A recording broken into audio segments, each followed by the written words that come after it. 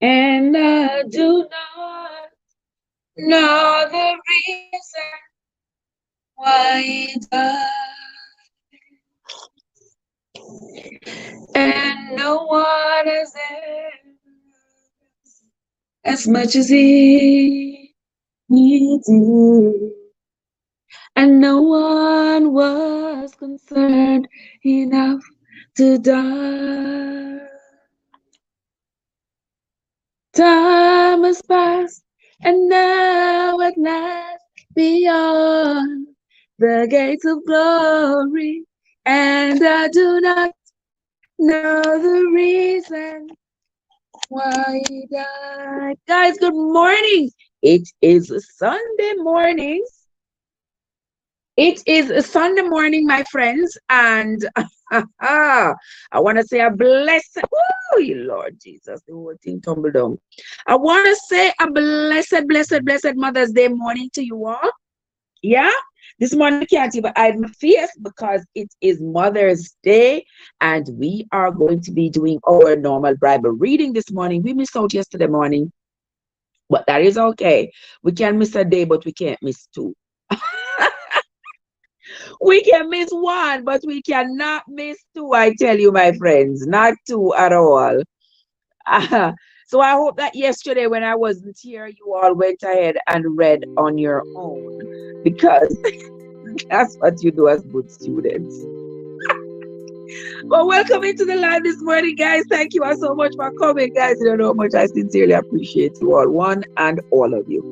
I sincerely appreciate you all, my travelers and my newbies, and everybody who's on your way to becoming a traveler as you go. Well, welcome, guys. Thank you all so much for coming. I see my dear sister Yard Foods roll up in the place already. Yard Foods, how are you doing? How are you doing, my love? So good to see you.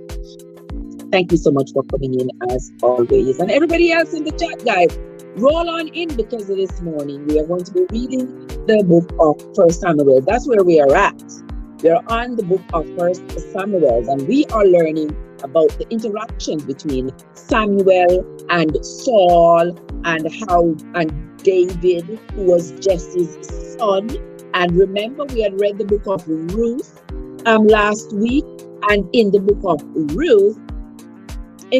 Ruth, Ruth was married to Boaz and gave birth to Obed, and Obed was Jesse's dad, and Jesse was David's dad. All right, we'll catch up on myself now. Do not forget the lessons that we are learning here. And in previous readings, about a few days ago, we read of how David slew Goliath, and I learned that David even took off Goliath's head. Did you learn that in Sunday school or Sabbath school? I don't remember them telling me that. Maybe they left out that part of the story because it was a bit too boring. Because I didn't know that David had also taken off Goliath's head. I thought all I learned was that David slew Goliath with a pebble from his slingshot. And then as I was reading a few days ago, it said David take off Goliath's head and carry it go give to Saul. Massa. No, you know them things in the Bible? Teresa, come on, tell me more. Good morning, Teresa. How are you doing, my love? So good to see you. Why does it seem dark? I'm not going to get up and turn on the light tonight. I didn't realize I didn't turn it on, but oh well, I'm not going to get up. So. Because if I get up, I'm not coming back. Teresa said, Teresa, I didn't know that either. I was never taught that. And even I have read like Bible stories, like Uncle Arthur, bedtime stories, and all kind of Bible stories. Having read them for my children, and I never read one of them that said that David took off Goliath's head. David did take off Goliath's head and carried the head in his hand to show to Saul. The big giant Goliath. He took off Goliath's head. But anywho, we are going to continue the reading of the Bible, guys. For those of you who are just coming, let me just make this disclaimer. We are no theologians over here. We are trying our best to read the Bible and understand it on our own terms, as it is written. And as we are learning what the Bible really says, rather than sitting down in church and having somebody tell us what is in the Bible, I think it is imperative that we read it ourselves, so we know what is in the Bible. And since we have started reading from the book of Genesis, we have found lots of inconsistencies. We have found so many unfortunate, I'm going to call them, so many unfortunate events that it makes us question what exactly were those people being told to do. Because I'm not going to say us, because I wasn't there. I wasn't there. I'm not going to say what we were told to do.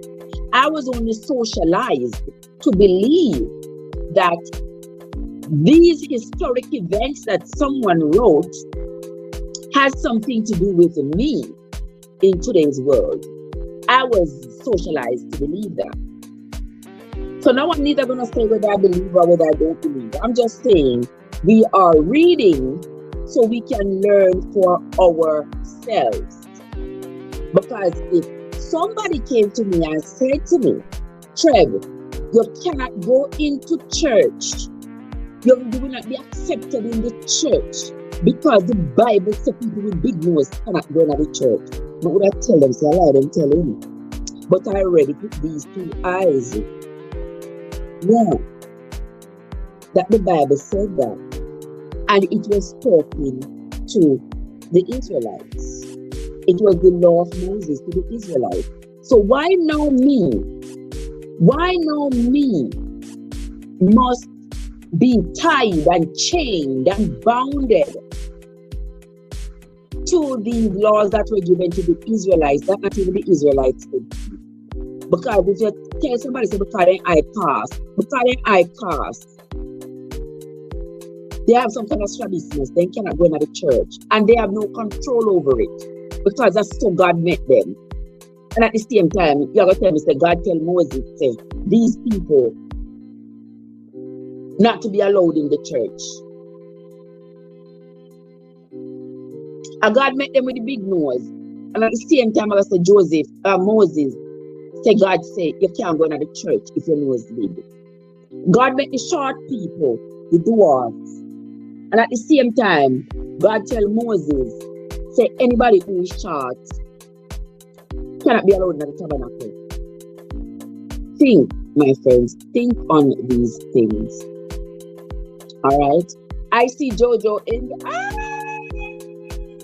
Jojo say happy birthday to all the mothers and to all the queens of the world, wherever you are, special mother. Hope you have a special Mother's Day. I hope you all have a wonderful Mother's Day. Thank you, Joseph. You saw me enjoy my day. I enjoy my day with you all. Right? Yeah, I'm one. Just forward up another place. The little plants them because you know it rained last night, so I'm about to water them and get a nice little shower.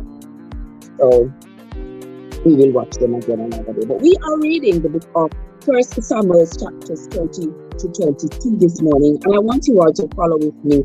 Get your book Bible or your book Bible and follow along as we read the book for ourselves. All right? Let us begin because it's already 9:30 and you all know I gotta go to catch a little shut eye before I go back to work. All right, so come with me, guys. Let us begin. And David fled from Naloth in Ramah. Remember Naloth in Ramah, that's where Samuel was. And David fled from Naloth in Ramah and came and said before Jonathan. Remember, Jonathan is Saul's son. All right. What have I done? What is my iniquity? And what is my sin before thy father, that he seeketh my life? So this is David asking Jonathan, why does your father Saul want to kill me? What have I done to him? What iniquity have I committed? Because we know that David was married to Saul's daughter Michal. And Jonathan, Saul's son, had loved David from the day he met David. He said he felt like his soul and David's soul were kindled together. That's how much he loved him. And then when David became his brother-in-law, he loved him even more. But Saul was jealous of David. And Saul wanted to slay David. And even though David had slain Goliath and that was a great victory for the Israelites, Saul still was jealous of David and wanted to take his life. So here David is saying to Jonathan, what have I done? Why is your father so intent on taking my life? Verse 2. And he said unto him, God forbid, thou shalt not die. Behold, my father will do nothing, either great or small, but that he will show it to me. And why should my father hide this thing from me? It is not so. And David sware moreover and said, thy father certainly knoweth that I have found grace in thine eyes. And he said, let not Jonathan know this, lest he be grieved. But truly as the Lord liveth, and as thy soul liveth, there is but a step between me and death. So here David is talking with Jonathan about Saul, who is trying desperately to kill David. And Jonathan says to him, nothing will happen to you, because my father trusts me. He tells me everything that he's planning to do. And even though I'm wondering, why did he tell me that he's planning to harm you? And David said, well, because he knows how you feel about me. So he's not going to tell you that. Amazing, Emma. Jesus Christ. Happy Mother's Day to you, my sister. How are you doing? Welcome into the live this morning. Thank you so much for coming. Hey! Josie, I'm not going to go back my uniform this morning. Thank you, Jojo. I appreciate it. Wow. Thank you, Jojo. All right, let us continue. Now we are on to verse 4. Then said Jonathan unto David, whatsoever thy soul desireth, I will even do it for thee. So here Jonathan told David, whatever you want, just tell me. I don't know if David is going to tell him he wants Saul dead. Like, unalive him before him unalive him. I don't know, but we're going to continue reading and let us see what David says to Jonathan after that. Verse 5. And David said unto Jonathan, behold, tomorrow is the new moon, and I should not fall to sit with the king at meat. But let me go, that I may hide myself in the field unto the third day at evening. If your father at all misses me, then say, David earnestly asked leave of me this, that he might run to Bethlehem his city, for there is a yearly sacrifice there for all the family. So you all hear what's going on right there. So the next day was going to be a full moon. For the full moon, David is expected to go sit with the king Saul to eat. But David don't want to go in Saul's presence. So David tells Jonathan, listen, I'm going to go to the field. I'm going to be out in the fields when this eating is going on. I'm not going to be there for it. But if your father asks for me, tell him I had to go to Jerusalem to go see my people. Tell him I had to go to Jerusalem. And that is why I'm not there. Let's see what else happened in verse 7. If he says thus, it is well, thy servant shall have peace. But if he be very wroth, then be sure that evil is determined by him. Verse 8 says, therefore thou shalt deal kindly with thy servant, for thou hast brought thy servant into a covenant of the Lord with thee. Notwithstanding, if there be in iniquity, slay me thyself, for why should thou bring me to thy father? So here David is sort of pleading his case. He's saying, listen, I don't know why your father is. I don't know why your father is. But if you have been around me, and if you see any evil in me, you just take my life. You just do it. If you have seen any evil in me, because I really don't understand why your father's after my life so badly.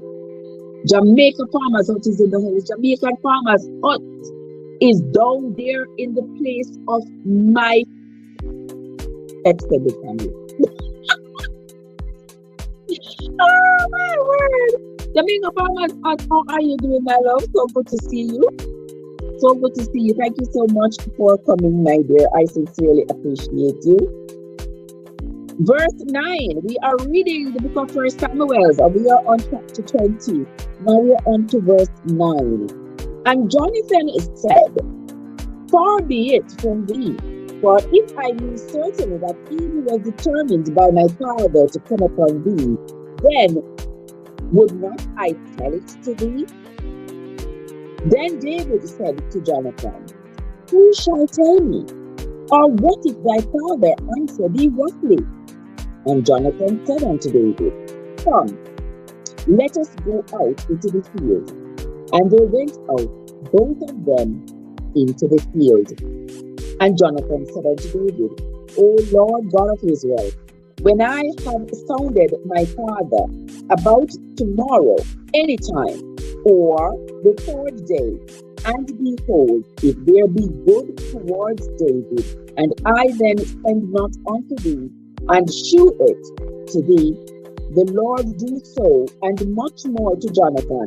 But if it please my father to do thee evil, then I will show it to thee, and send thee away, that thou mayest go in peace, and the Lord be with thee, as he hath seen, as he hath been with my father.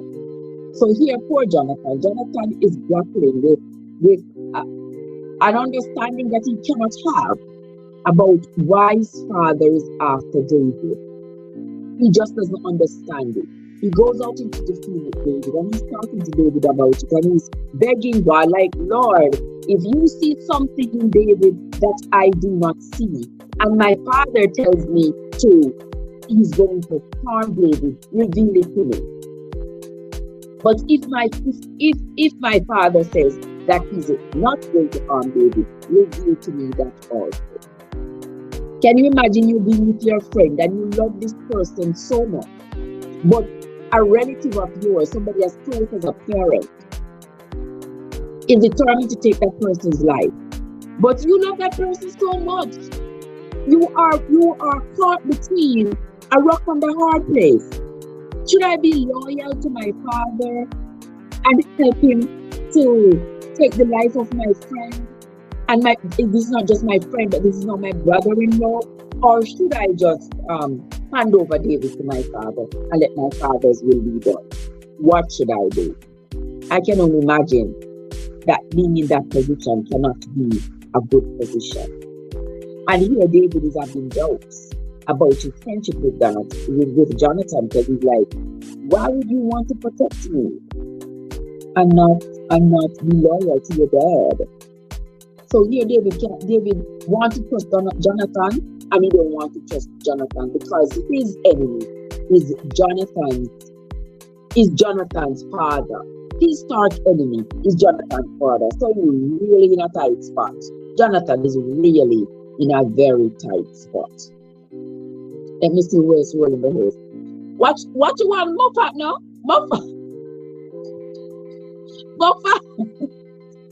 Moffat say what up? Me say what up, okay?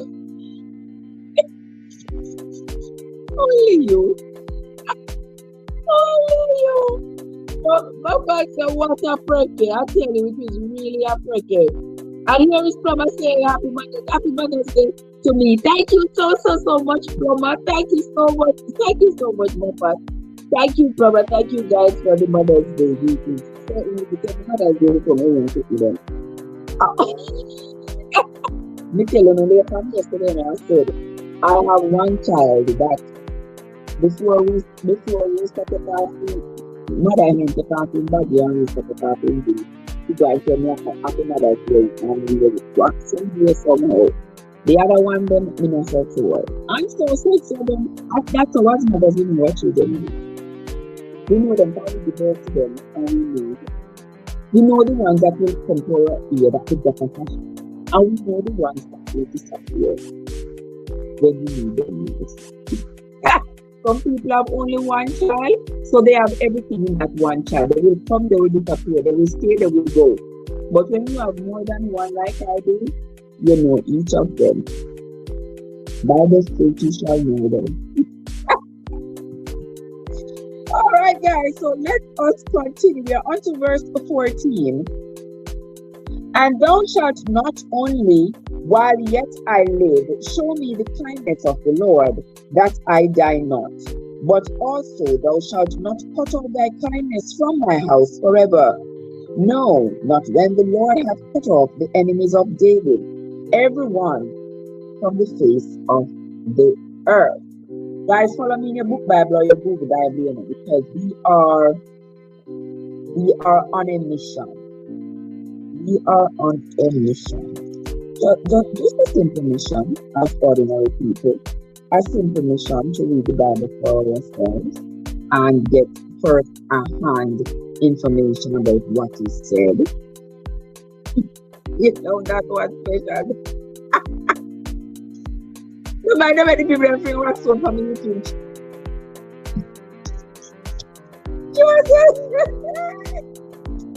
I just going to say a word. I'm not going to say another word, Minister.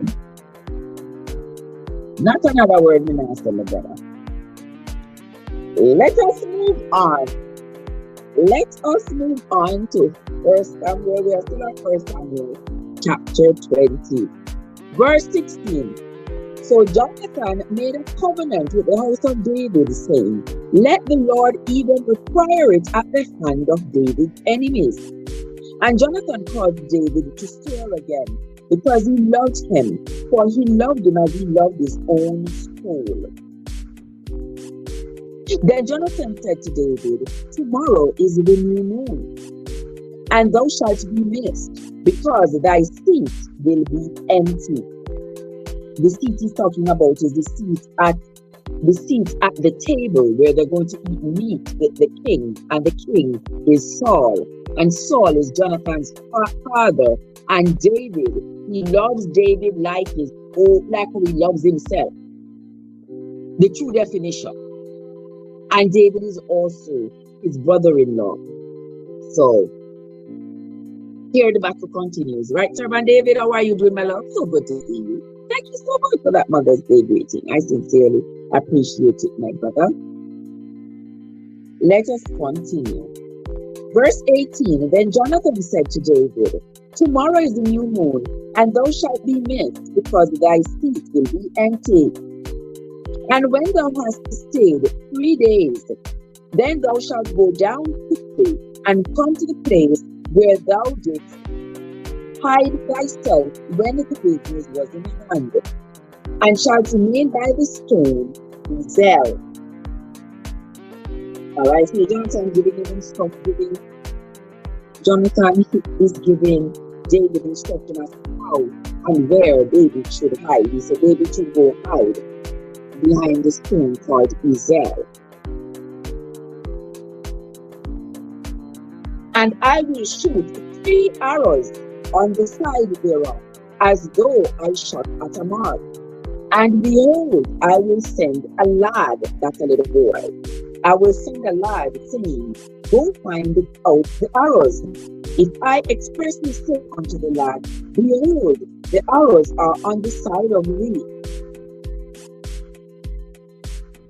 take them, then come thou, for there is peace and no hurt, as the Lord liveth. Our trick that Jonathan trying to play, that's another trick. But if I say thus unto the young man, behold, the arrows are beyond thee, go thy way, for the Lord has sent thee away.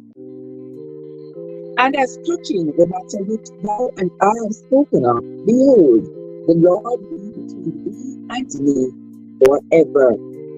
So David hid himself in the field. And when the new moon was come, the king sat down to eat meat. And the king sat upon his feet, as at other times, even upon a seat by the wall. And Jonathan arose, and Abner sat by Saul's side, and David's place was empty. Nevertheless, Saul spake not anything that day, for he thought, something had befallen him. He is not clean. Surely he is not clean. So here the new moon has come, and they're having the feast, the new moon feast. And David is not there, because David and Jonathan have come up with a scheme that David should stay in hiding and not go to the feast. So now Saul is sure that some kind of evil has befallen David, because David did not show up to this celebration. And it came to pass on the morrow, which was the second day of the month, that David's place was empty. And Saul said unto Jonathan his son, Wherefore cometh not the son of Jesse to me, neither yesterday nor today? And Jonathan answered Saul, David earnestly asked leave of me to go to Bethlehem. So here Jonathan is telling his father that David asked him for permission to go to Bethlehem. Now don't forget that David is part Moabite, and he's also part Israelite. Those of you who are just coming, who don't know how that came about, let's just go over a little bit. Remember Ruth. Ruth came from Moab with Naomi back to Jerusalem. Then Ruth married Boaz, who is an Israelite. Together, they had Obed. So Obed is now part Israelite and part Moabite. Obed has Jesse, right? So now Ruth is Jesse's grandmother, and Boaz is Jesse's grandfather. I want you all to follow it, because I don't know how the Bible is going. You are probably just hearing falling words, but I want you to follow this story. Now Jesse has David. So Ruth is David's great grandmother. Boaz is David's great grandfather. So David is claiming to be Israelite, even though part of him is Moabite.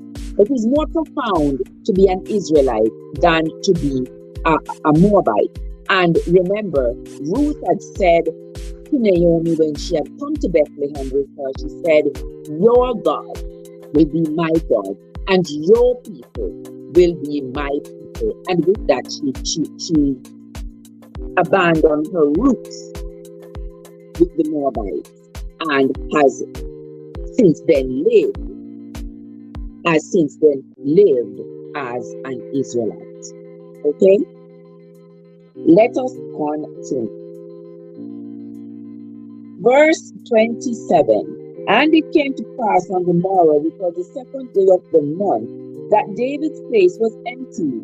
And Saul said unto Jonathan his son, Wherefore cometh not the son of Jesse to me, neither yesterday nor today? And Jonathan answered Saul, David earnestly asked leave of me to go to Bethlehem.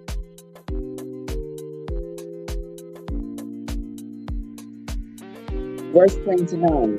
And he said, Let me go, I pray thee, for our family hath a sacrifice in the city, and my brother, he hath commanded me to be there. And now, if I have found favor in thine eyes, let me get away, I pray thee, and see my brethren. Therefore, he cometh not unto the king's table. Then Saul's anger was kindled against Jonathan. And he said unto him, Thou son of the perverse, rebellious woman, do not I know that thou hast chosen the son of Jesse to thine own confusion? and unto the confusion of thy mother's nakedness? Oh, Saul is really mad at Jonathan. For as long as the son of Jesse liveth upon the ground, thou shalt not be established, nor thy kingdom. Wherefore, now send and fetch him unto me, for he shall surely die. So here is Saul trying to brainwash his son Jonathan to convince him that David was an evil person and David deserved to die. Jonathan says to his father, I've sent David. David asked me to give him some leave to go to Jerusalem to see because they're having a celebration. And I told him it was okay, he could go. Now David is gone. And Saul is angry at Jonathan. He said, send people, go fetch him and bring him back here so that he may die.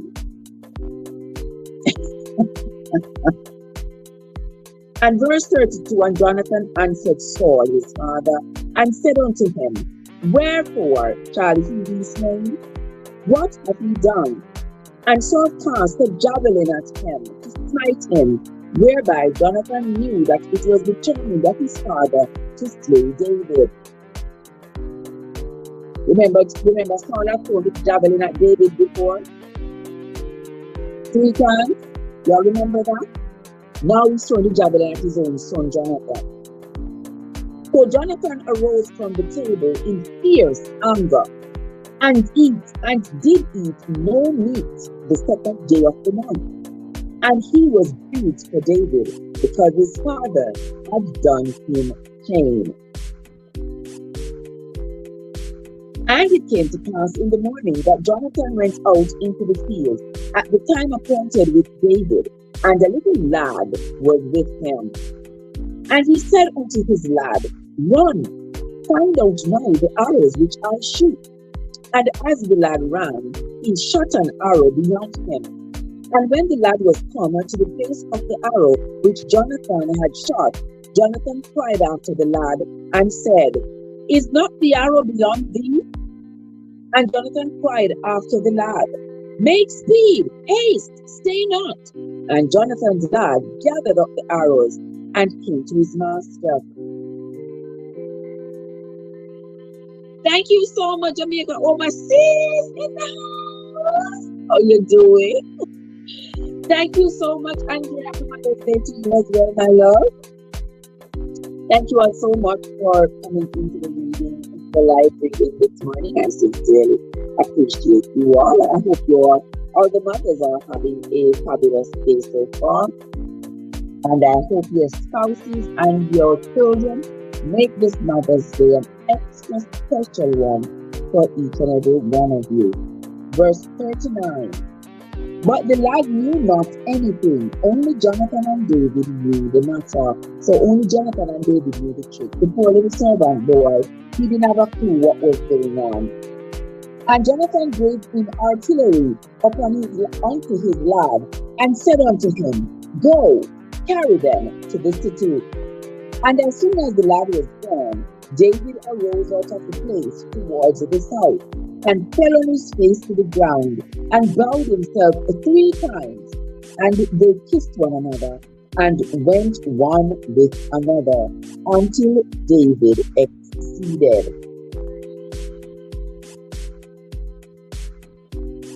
And Jonathan said to David, Come in peace, for as much as we have sworn, both of us, in the name of the Lord, saying, The Lord be between me and thee, and between my seed and thy seed forever. And he arose and departed, and Jonathan went into the city.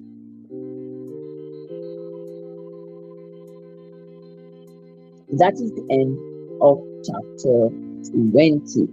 I know I've heard people say that when Jonathan said he kissed David, it was like a homosexual kiss. No, I don't think so. I have yet to come across any information in the Bible that would convince me that was the case. So until I find that information, I am not going to lean towards that ideology. I don't think so, because if that was the case, then why would they be talking about seed? My seed and your seed, because two men together cannot produce any seeds. All they can do is burn seed, not produce any seed.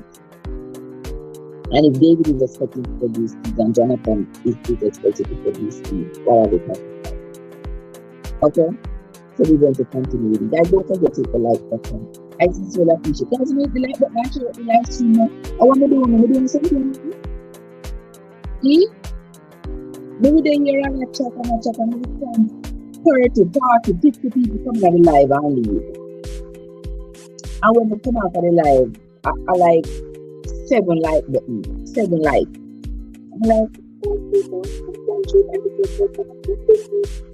Maybe you mistake me in the name of Jesus and tell me you rock me. Right. Alright? We are moving on now to chapter 21 of the book of 1 Samuel. Then came David to Nob, to Ahimelech the priest. And Ahimelech was afraid at the meeting of David, and said unto him, Why art thou alone, and no man with thee? And David said unto Ahimelech the priest, The king hath commanded me a business, and hath said unto me, Let no man know anything of the business whereabout I send thee. And I have appointed my servants to such and such a place. Thank you so much, Andrea. Thank you so much. Tell them to me. Tell them. Now therefore, what is under thine hand? Give me 5 loaves of bread in mine hand, or what there is present. And the priest answered David and said, There is no common bread under my hand, but there is colored bread. If the young man have kept themselves at least from women. And David answered the priest and said unto him, Of a truth, women have been kept from us about these 3 days since I came out, and the vessels of the young men are holy, and the bread is in the manner sanctified. So the priest inquired, for there was no children that was taken from the Lord to bread taken was taken. Now, a certain man of the servants of Saul was in that detained before the Lord, and his name was an Edomite, the chiefest of the herdsmen that belonged to Saul. So David was therefore wondering if David is going to carry out the word to Saul to say that David is alive, because he saw David at Ahimelech's place. Let's continue. And David said unto Ahimelech the priest, And is there not here on thy hand spear or sword?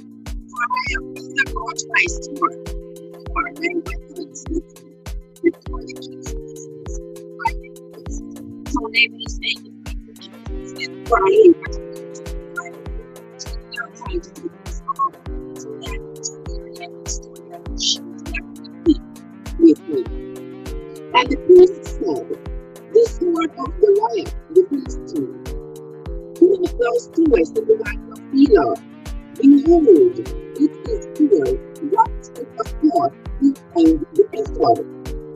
If thou wilt take that, take it, for there is no other save here. And David said, There is none like one, so give it to me. You said the audio is not here. I don't know what it is. Okay, as I'm talking right there, I don't know. Verse 10. And David arose and fled that day from fear of Saul, and went to Ashish, the king of Gath.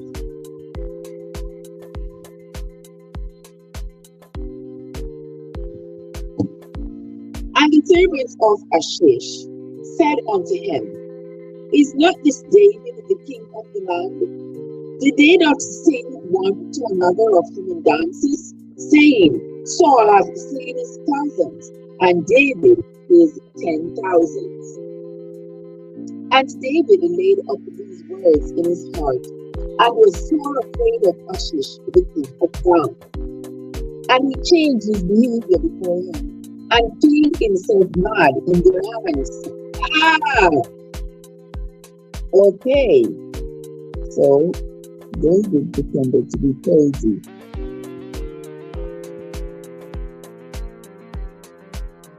Okay, let's read that again. Verse 13 of chapter 21.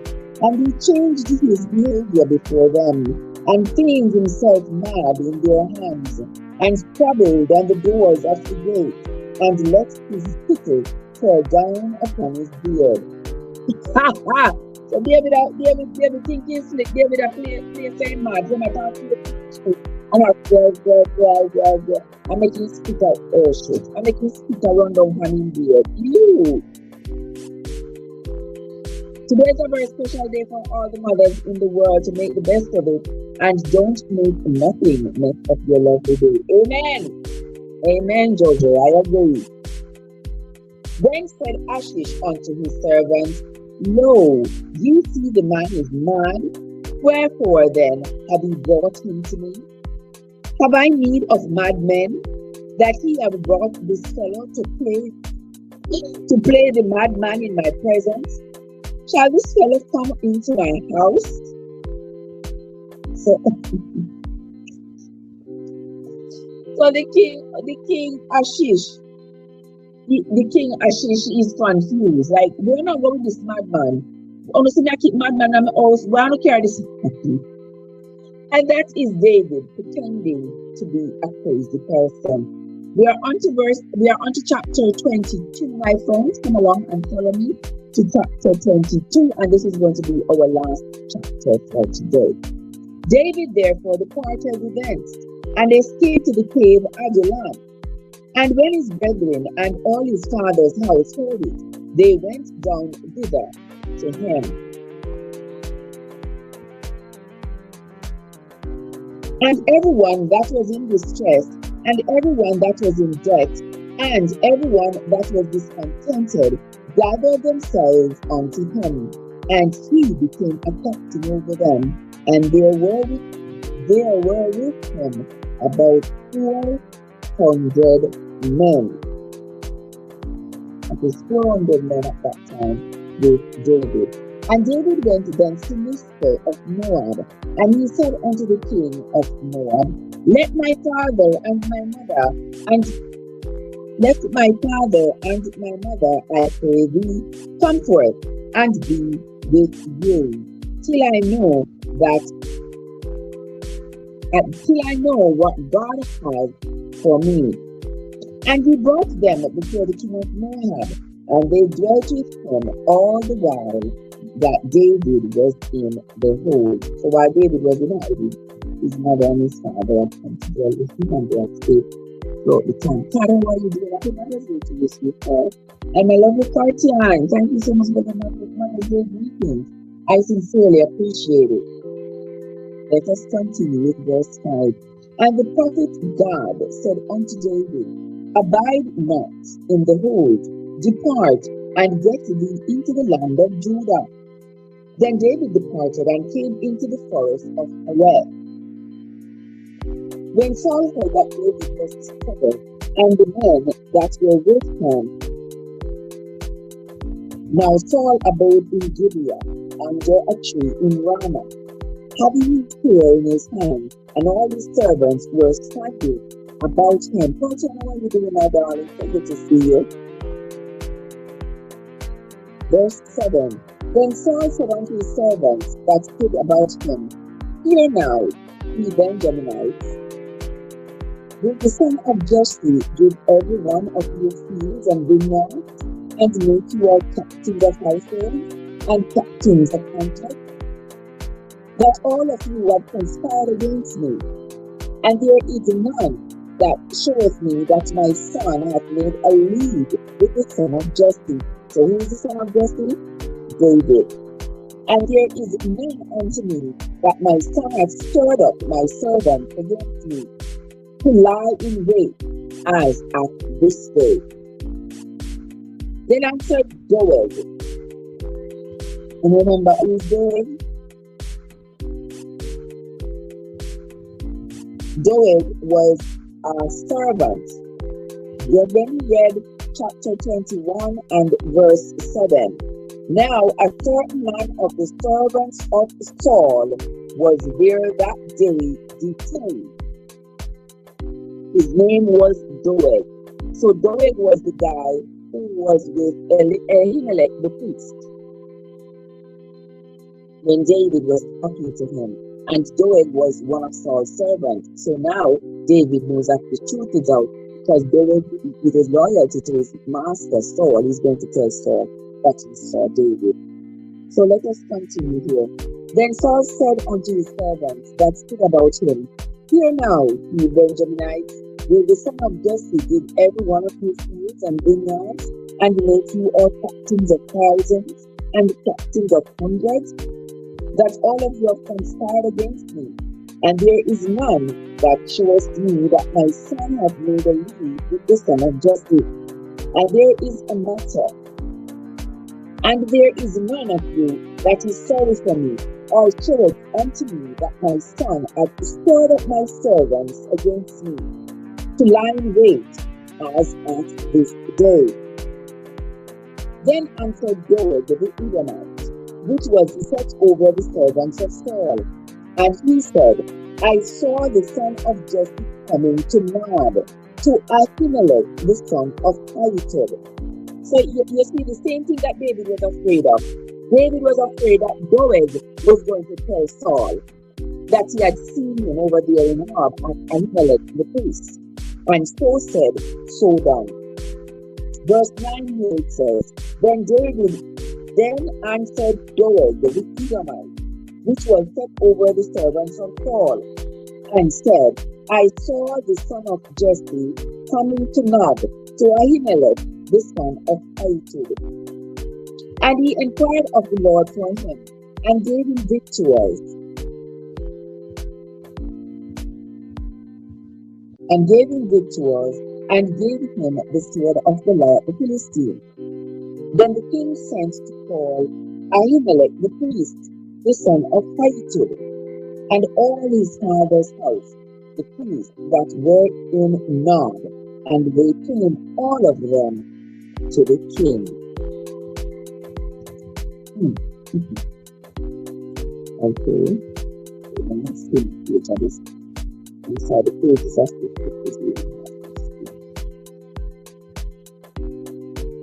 Let us continue with verse chapter 22. And Saul said, Hear now, thou son of Ahitub. And he answered, Here I am, my lord. And Saul said unto him, Why have you conspired against me, thou and the son of Jesse, in that thou hast given him bread and a sword, and hast inquired of God for him, that he should rise against me, or lie in wait, as at this day? Then Ahimelech answered the king and said, And who is so faithful among all thy servants as David, which is the king's son-in-law, and goeth at thy bidding, and is honorable in thy house? So here now, Saul, Big Mouth Doeg, Chatterbox Doeg, went and told Saul that he saw David at Ahimelech's place, and Ahimelech gave him sword, Ahimelech gave him food, etc.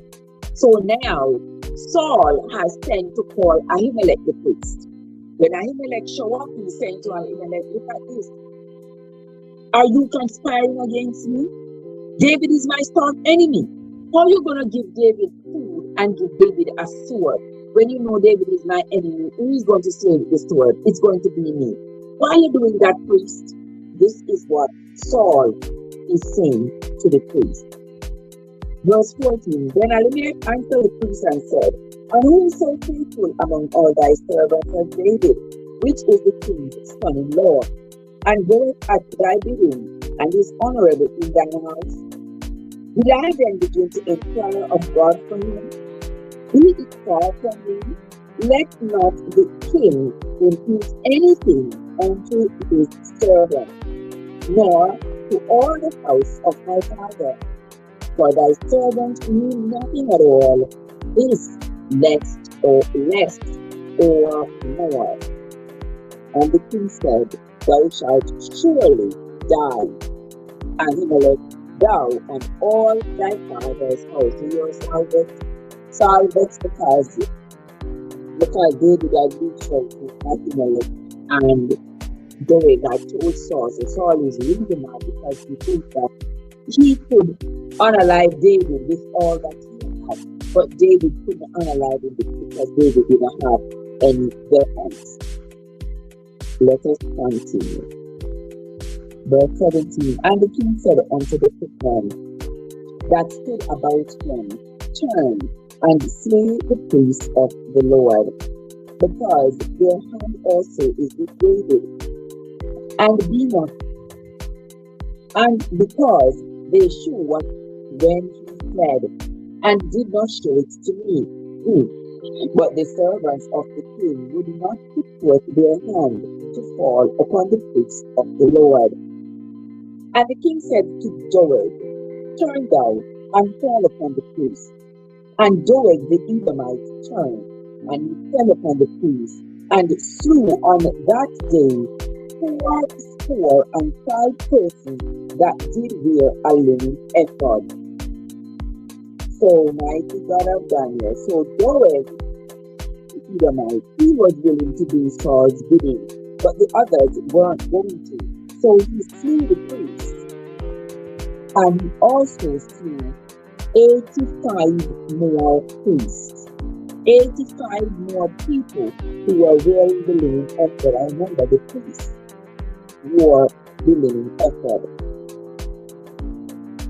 So Doeg was dangerous. Verse 19, and Nob, the city of the priests, smote he with the edge of the sword, both men and women, children and suckling, and oxen and asses, and sheep with the edge of the sword. Verse 20, and one of the sons of Ahimelech, the son of Ahitub, named Abiathar, escaped and fled after David. And Abiathar shewed David that Saul had slain the Lord's priest. And David said unto Abiathar, I knew it that day, when Doeg the Edomite was there, that he would surely tell Saul, I have occasioned the death of all the persons of thy father's house.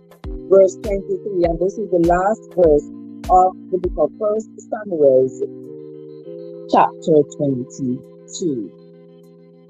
Abide thou with me, fear not, for he that seeketh my life seeketh thy life. But with me thou shalt be in safeguard. Okay? And that is the word of David. That is the word of David to Ahimelech's son. Alright? That is going to be the end of the Bible reading today, my friends. I want to say thanks to everybody who came into the live. If you didn't the like button coming in, don't forget to put it on your way out. And once again, I sincerely appreciate each and every one of you who came in, those who are silent listeners on the outside looking in, whoever you are and however you listen to this broadcast. I want to say thank you so much for your love and support. So that is going to be it from me for today, my friends. Until next time, this is Church Introductions, where your journey matters. And have yourself a great morning and enjoy the rest of your Mother's Day to the Mother's Day. Thanks again, guys, for coming. Until the next time. When we come back, we will continue the reading of 1 Samuel. We'll be starting at chapter 23. Alright, guys? So that's going to be it for tonight. So for today, have yourself a great day, everybody.